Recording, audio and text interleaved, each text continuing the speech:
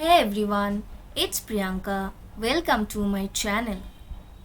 Today I am going to cover some important topic from the chapter Reproduction in Organism through the help of some multiple choice question. So let's start. Question number 1. The period from birth to the natural death of an organism represents. जन्म से मृत्यु तक जो time period है उसको क्या बोलते हैं?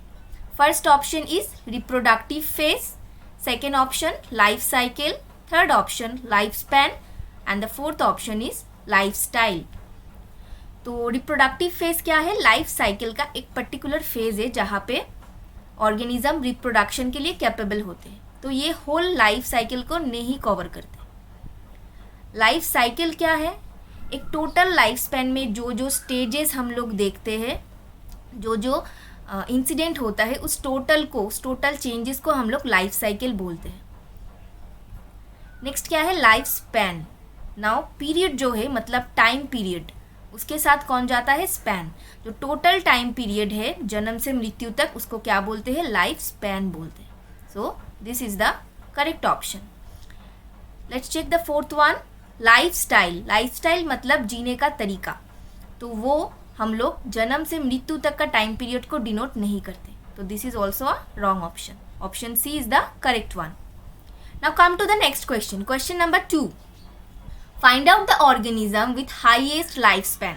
अभी पूछ रहा है सबसे हाईएस्ट लाइफ स्पैन किसका है, मतलब सबसे ज़्यादा कौन जीता है. तो जितने भी ऑर्गेनिजम्स है उनमें से सबसे ज़्यादा जीते हैं टॉर्टोइस. इसका लाइफ स्पैन है 100 to 150 ईयर्स. इतने साल तक वो जीवित रह सकता है.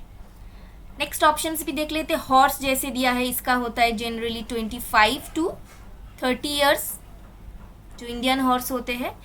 डॉग का बहुत ही कम है, 10 to 13 years in an average. And fruit fly, जो फ्लाइज होते हैं मक्खी, उन लोगों का जनरली 40 to 50 डेज होते हैं. बहुत ही कम जीते हैं ये लोग. सारे इंसेक्ट्स बहुत कम दिन जीते हैं. तो चलिए आते हैं नेक्स्ट क्वेश्चन पर. Question number 3. यहाँ पे क्या बोल रहा है? Individuals of a clone. एक क्लोन का कुछ कैरेक्टर्स दिया है, तो उनमें से कौन सा सही है हमें टिक करना है. क्लोन मतलब क्या है? Similar organism. देखिए जैसे ये एक क्लोन का एग्जाम्पल है, एकदम सिमिलर. और ये सिर्फ बाहर से सिमिलर है ऐसा नहीं है, वो जेनेटिकली भी अगर सिमिलर होंगे तभी हम उसको क्लोन बताएंगे. तो ऑप्शन नंबर ए देख लीजिए, क्या बोलते हैं इसको? Are genetically similar but morphologically different बोल रहा है. ठीक है, जेनेटिकल मतलब उसका जीन जो है सारा बॉडी में, इसका भी जो है इसका भी वही है, सारा जीन सेम है. मॉर्फोलॉजिकल मतलब आउटर स्ट्रक्चर, ठीक है, बाहर से जैसे दिखने में आता है. तो यहाँ पे बोल रहा है genetically similar but morphologically different. तो ये वाला ऑप्शन तो रॉन्ग हो गया, क्योंकि क्लोन में दोनों ही सिमिलर होते हैं. ऑप्शन नंबर बी क्या बोल रहा है? Are morphologically similar but genetically different. तो ये भी नहीं है, जेनेटिकली भी वो लोग क्या होते हैं? सिमिलर होते. So this is also a wrong answer.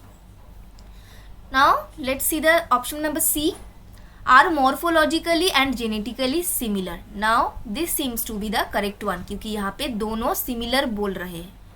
Also हम लोग 4 नंबर ऑप्शन चेक कर लेते हैं, क्या बोल के रखा है? Are genetically and phenotypically different. ठीक है, यहाँ पे जेनेटिकली भी डिफरेंट बोल रहा है, फेनोटिपिकली भी. फेनोटिपिकली मतलब क्या है? वही बाहर का स्ट्रक्चर. तो ये भी गलत हो गया. So the correct option is the option number C. तो cloning is a very important and interesting procedure. Let's see the procedure in short. देखिए क्लोनिंग में क्या होता है, क्लोनिंग क्यों किया जाता है पहले हम लोग समझ लेते हैं. एक एनिमल सोचिए, उसका कैरेक्टर्स बहुत अच्छा है, वो बहुत ही यूजफुल है. हमें उसी के जैसा दूसरा एनिमल्स चाहिए, ठीक है, सेम टू सेम, तभी हम लोग क्लोनिंग परफॉर्म करेंगे. तो जिनके लिए क्लोनिंग करवाया जाएगा, सोचिए ये जो एनिमल्स है उसका सेम टू सेम हमें कोई चाहिए, तो उसे क्या बोलते हैं? डोनर. सोमैटिक सेल डोनर बोलेंगे. ठीक है, इसका जो सोमैटिक सेल है, सोचिए बॉडी का कोई भी एक सेल, कोई भी स्टेम सेल, उसको कलेक्ट करके हम लोग उससे रिप्रोडक्शन करवाएंगे. जनरली हमें पता है रिप्रोडक्शन कौन से सेल से होता है सेक्सुअल ऑर्गेनिज्म में? गैमेट से होता है, रिप्रोडक्टिव सेल से, जैसे कि egg and sperm. But cloning में हम लोग कोई भी रिप्रोडक्टिव सेल या जर्म सेल यूज़ नहीं करेंगे, वहाँ पे सोमैटिक सेल यूज़ करेंगे, ठीक है, सोमैटिक सेल। तो देखिए, सोचिए हमें ये एक ऑर्गेनिज्म है, इसका क्लोनिंग हमें चाहिए, तो इसे बोलेंगे क्या, सोमैटिक सेल डोनर। इससे एक सोमैटिक सेल कलेक्ट कर लिए बहुत सारा ऐसे। इस सोमैटिक सेल का क्या करेंगे, न्यूक्लियस निकालेंगे, क्योंकि हमें पता है जो जेनेटिक मटेरियल होता है डीएनए वो न्यूक्लियस में रहता है, तो बाकी कुछ हमें नहीं चाहिए। अभी एक होता है एग डोनर, दूसरा एक एनिमल लेंगे, उसका एग ले लेंगे हम लोग, ठीक है।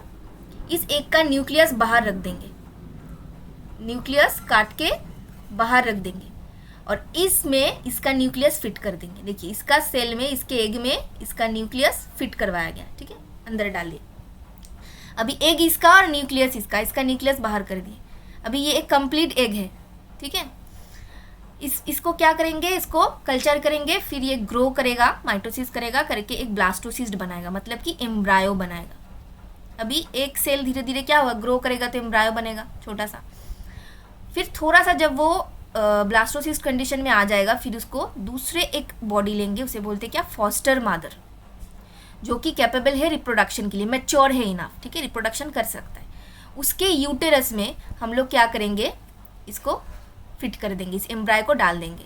फिर वो क्या हो जाएगा, वो ग्रो करेगा, शी विल बिकम प्रेग्नेंट, और फिर वो धीरे धीरे क्या होगा, आफ्टर सर्टेन टाइम वो क्या देंगे, ऑफस्प्रिंग को जन्म देंगे, बच्चे को।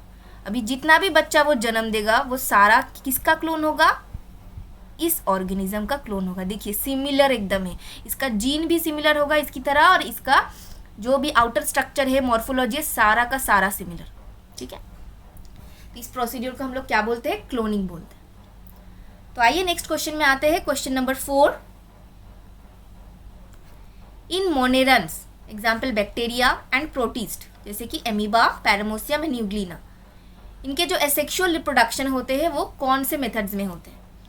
तो हमें पता है जो बैक्टीरिया होते हैं या एमीबा होते हैं, पैरामीसियम, यूग्लिना, ये लोग जो बाइनरी फिशन होते हैं उसको परफॉर्म करते हैं, ठीक है। अभी देख लेते हैं बाइनरी फिशन क्या है। बाई मीन्स क्या, टू, फिशन मीन्स क्या, टूट जाना, ठीक है, ब्रेक हो जाना। तो यहाँ पे एक सेल है, ये धीरे धीरे देखिए क्या हुआ, पहले न्यूक्लियस जो ये वाला है, ये 2 न्यूक्लियस हो गया, फिर धीरे धीरे सेल में ये फारो क्रिएट हो रहा है और 2 सेल आ गया।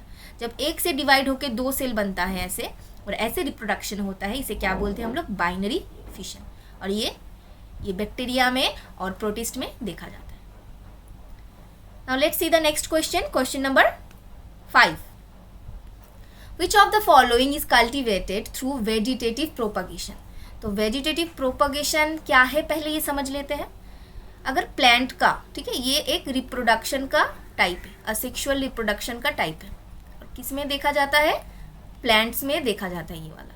अभी प्लांट का जो वेजिटेटिव पार्ट है, ठीक है, जैसे कि हो गया क्या क्या, स्टेम, रूट, लीव्स, या अदर कोई भी पार्ट्स, किसी किसी का बर्ड्स होता है, ठीक है। तो अगर ये सारे पार्ट से, मतलब सीड छोड़कर, सीड से नहीं या स्पोर से ये सब नहीं हो रहा है, ठीक है, इन सब से नहीं हो रहा है, ये सारे वेजिटेटिव पार्ट से अगर रिप्रोडक्शन हो रहा है, तो उसे हम लोग क्या बोलेंगे, वेजिटेटिव रिप्रोडक्शन व वेजिटेटिव प्रोपगेशन। नाउ यहाँ पे देखिए कुछ ऑप्शन दिया है, बोल रहा है इनमें से कौन सा ऑप्शन में ये वेजिटेटिव प्रोपगेशन देख सकते हैं हम लोग। तो पोटैटो में हमें पता है वो ट्यूबर या अपने ट्यूबर बर्ड जो होता है वहाँ से रिप्रोडक्शन करता है, तो वो तो एक वेजिटेटिव पार्ट हुआ। शुगर केन का भी वही, जो मैच्योर शुगर केन होता है उसका जो सेट वाला पार्ट होता है, शुगर केन जो मैच्योर होता है उसका डायरेक्टली उसी से वो वेजिटेटिव प्रोपगेशन कर सकते हैं। तो ऑप्शन ए तो एकदम सही है। Let's check the option B. Banana and ginger दोनों का किससे होता है, उसका जो राइजोम होता है, रूट लाइक स्ट्रक्चर, तो उससे उन लोगों का रिप्रोडक्शन हो जाता है, तो ये भी क्या है, एक वेजिटेटिव पार्ट हुआ। डालिया एंड रोज, इन सब का क्या होता है, रूट से एंड स्टेम से, ठीक है, रूट से एंड स्टेम से रिप्रोडक्शन करते हैं ये लोग, तो ये भी वेजिटेटिव पार्ट से रिप्रोडक्शन कर रहे हैं। तो ऑप्शन कौन सा सही हुआ, ऑल, सब के सब ये वेजिटेटिव प्रोपागेशन शो करते हैं। अच्छा, नेक्स्ट आइए, question number 6। Select the correct sequence from the following. देखिए फर्स्ट सीक्वेंस क्या दिया, juvenile phase, senescence phase, reproductive phase, then juvenile phase, reproductive phase, senescence phase, reproductive phase, juvenile phase, senescence phase, and the last one is the vegetative, then reproductive, then senescence। अभी समझ लेते ये सब क्या है, ठीक है। एक जो लाइफ साइकिल होता है टोटल, उसको अलग अलग फेज में हम लोग डिवाइड कर सकते हैं। जो एकदम स्टार्टिंग फेज होता है, जुवेनाइल फेज मतलब कि एकदम यंग वाला फेज, ठीक है। जब मतलब रिप्रोडक्शन के पहले जो स्टेज रहता है उसे बोलते क्या, जुवेनाइल फेज। तो ये जो यंग वाला फेज है, अगर वो एनिमल में हम लोग बोलते हैं वहाँ पे हम लोग जुवेनाइल बोलेंगे, और अगर हम लोग उसको प्लांट में बोलेंगे तब उसको उसी चीज़ को हम लोग क्या बोलेंगे, वेजिटेटिव बोलेंगे, ठीक है। ये यंग स्टेज। फिर आता है रिप्रोडक्टिव स्टेज, जब वो लोग रिप्रोडक्शन के लिए कैपेबल होते हैं। और जब एकदम लास्ट स्टेज जो ओल्ड स्टेज आता है उसे हम लोग क्या बोलते हैं, सेनेसेंस स्टेज, ठीक है। तो अभी देख लेते हैं कौन सा ऑप्शन यहाँ पे सही दिया है। देखिए जुवेनाइल से स्टार्ट हो रहा है, फिर रिप्रोडक्शन, फिर सेनेसेंस। तो जुवेनाइल, ये देखिए ऑप्शन वाला 2 सही दिया है, जुवेनाइल, रिप्रोडक्शन एंड सेनेसेंस। यहाँ पे तो पहले ही रिप्रोडक्शन दे दिया है, नहीं होगा। यहाँ पे vegetative, then reproduction, then senescence, ये भी सही है। तो ऑप्शन नंबर देखिए कौन सा सही हुआ, 2 and 4। तो करेक्ट ऑप्शन हमें दिया है 2 और 4, ऑप्शन नंबर डी में दिया है। So this is the correct option. Now let's see the next question, question number 7। देखिए, which of the following are seasonal breeders. Seasonal breeders क्या है, ये ऐसा एनिमल्स है जो एक पर्टिकुलर सीजन में ब्रीडिंग करते हैं, ठीक है। मतलब सोचिए एक टोटल ईयर है, एक पूरा साल है, साल के कहीं टाइम, मतलब हर टाइम में वो ब्रीडिंग कर सकते हैं, ऐसा कैपेसिटी नहीं है उनका। पर्टिकुलर कोई एक सीजन में या पर्टिकुलर कोई एक मंथ में वो लोग ब्रीडिंग करते हैं, तभी उस एनिमल को हम लोग सीजनल ब्रीडर्स बोलते हैं। अभी जो भी नॉन प्राइमेट्स है वो सब सीजनल ब्रीडर्स है। तो उनमें जैसे कि फ्रॉग भी है, बर्ड्स भी है, लिजर्ड्स भी है, तीनों के तीनों सीजनल ब्रीडर्स है। तो करेक्ट आंसर क्या हो गया हम लोग का, ऑल, ऑप्शन नंबर डी। अच्छा, नेक्स्ट आइए क्वेश्चन नंबर 8 देख लेते क्या बोल रहा है। Oestrus cycle is seen in. Oestrus cycle किस में देखा जाता है। तो ये भी जितने भी हम लोग का नॉन प्राइमेट्स मैमल्स है उन सब में देखा जाता है ईस्ट्रस साइकिल, ठीक है। मैमल्स जो होते हैं जो कि नॉन प्राइमेट्स होते हैं, ठीक है, हायर प्राइमेट्स छोड़कर जो भी होते हैं उनमें हम लोग क्या देख पाते हैं, ये देख पाते हैं estrous cycle.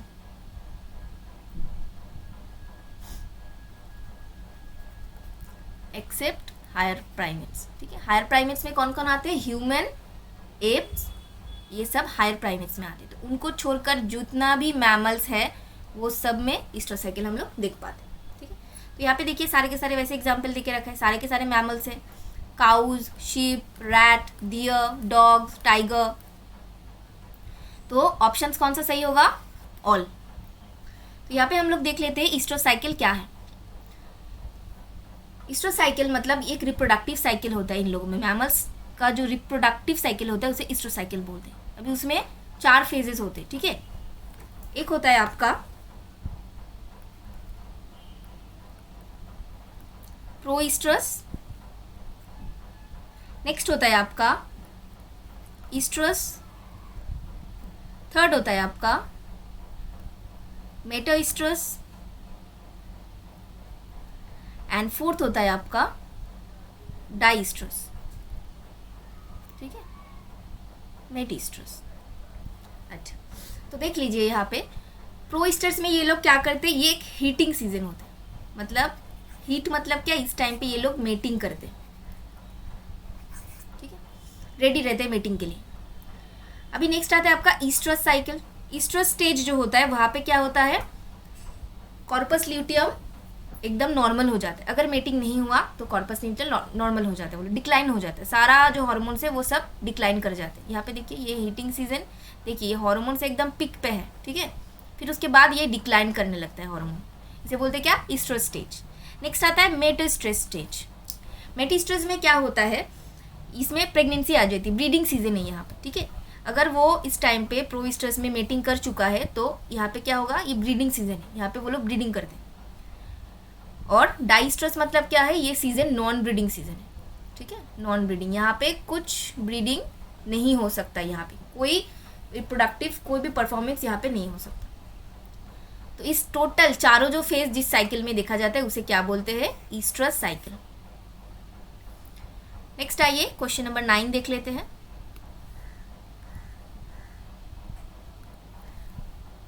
Menstrual cycle is reported in, अभी पूछ रहा है मेंस्ट्रुअल साइकिल किन में देखा जाता है। तो जितने भी हायर प्राइमेट्स हैं सब में मेंस्ट्रुअल साइकिल देखा जाता है। जैसे कि ह्यूमंस, हायर प्राइमेट्स में कौन कौन आते हैं, ह्यूमंस, एप्स एंड मंकीज। तो नंबर 1 ऑप्शन देखिए ह्यूमंस, नंबर बी दिया है एप्स, नंबर सी दिया है मंकीज, एंड नंबर डी में सारे दिए primates like humans, apes and monkeys. तो correct option is option number D.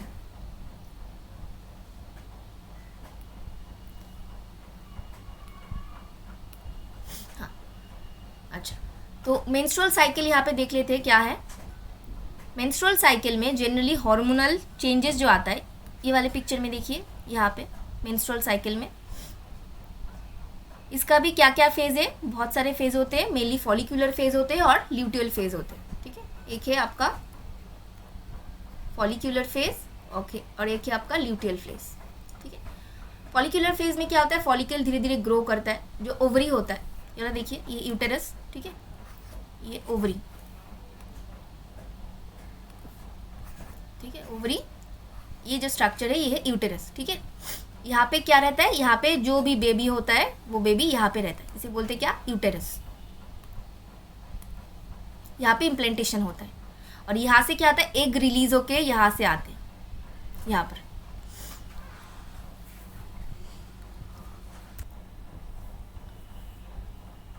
तो यहाँ ये जो यूटेराइन का जो चेंजेस होता है वॉल का, उसके हिसाब से मेंस्ट्रुअल जो साइकिल होते हैं वो परफॉर्म करते हैं। देखिए फर्स्ट ये वाला जो स्टेजेस है, यहाँ पे क्या होगा, ये ग्रो करेगा धीरे धीरे, ये वाला देखिए यहाँ पे धीरे धीरे ये ग्रो कर रहा है। आफ्टर दैट क्या होगा, जब फुल्ली ये ग्रो हो जाएगा, ये एज अ ब्लीडिंग ये पूरा यहाँ से शेड होके बाहर निकल आएगा। ठीक है, this is the bleeding stage और द मेन सेल्स। फिर क्या होता है, ये नॉर्मल क्लियर हो गया, फिर धीरे धीरे ग्रो करता है वापस से। तो ये अलग अलग स्टेज में ये शो करता है। इस टोटल को हम लोग क्या बोलते हैं, मेंस्ट्रुअल साइकिल। फॉलिकुलर फेज जो है, इस फॉलिकुलर फेज में ये वाला है हार्मोनल चेंजेस, एफएसएच पहले बहुत ही कम रहता है, ऐसे ऐसे जाता है।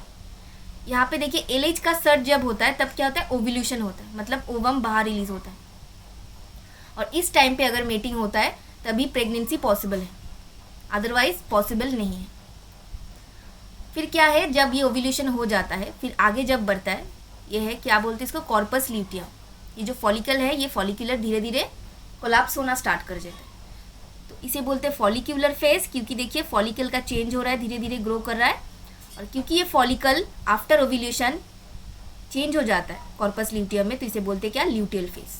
ठीक है, ये है मेंस्ट्रुअल साइकिल, और ये सिर्फ किस में देखा जाता है, ओनली हायर प्राइमेट्स में देखा जाता है। नेक्स्ट आते हैं क्वेश्चन नंबर 10 पर, Which of the following regulates the reproductive process and the associated behavioral expression of an organism? तो पूछ रहा है रिप्रोडक्टिव प्रोसेस एक ऑर्गेनिज्म का और उसका बिहेवियरल जो एक्सप्रेशन है उसका कौन कंट्रोल करता है। नंबर ए दिया है क्या, hormones, number B environmental factors, number C abiotic components, abiotic components मतलब वही environmental factors, and number D दिया है कि interaction between hormones and environmental factors. तो हम लोग का जो बिहेवियर है और जो रिप्रोडक्टिव फंक्शन है दोनों क्या होता है, सिर्फ हार्मोन के ऊपर डिपेंड है ऐसा नहीं है, या सिर्फ एनवायरनमेंट के ऊपर डिपेंड है ऐसा नहीं है, दोनों के ऊपर dependable. So the option number D is the correct one. I hope this video will helpful for you. I will upload this kind of study material in my upcoming videos. To get the benefit of that, do subscribe. Thank you.